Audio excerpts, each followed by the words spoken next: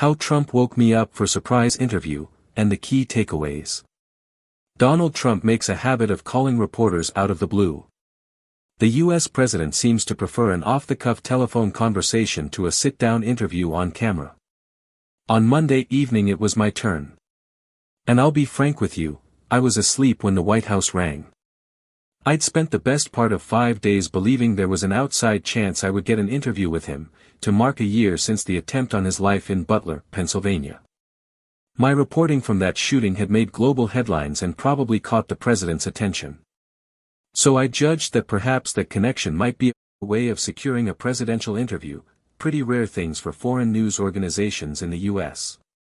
On Sunday night I was told I was minutes away from the call, so my team and I were standing by ready to record, but it didn't come. By last night, I'd given up on the interview happening, and after a long few weeks on the road without a day off, I was exhausted and taking a nap.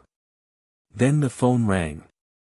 I blearily answered, and the voice of Press Secretary Caroline Leavitt came over the speaker. "Hi Gary, I'm here with the president, here you go." I dashed into my living room, scrambling for my digital recorder. The line dropped and I thought I'd lost it. But they came back on the line and I spent almost 20 minutes speaking to Trump about everything from that fateful night in Butler, to his frustrations with Vladimir Putin, to his newfound belief in NATO and to his view of the UK. Here are my 5 key takeaways from our surprise conversation. 1. Trump shows a different side, touching on Butler. He was very reflective on a couple of things and he sounded pretty vulnerable talking about the assassination attempt. It's clear he's uncomfortable talking about that. For a president loved by his supporters for speaking so frankly and without a filter, there were moments of reflection and some long pauses before answers that the public rarely sees.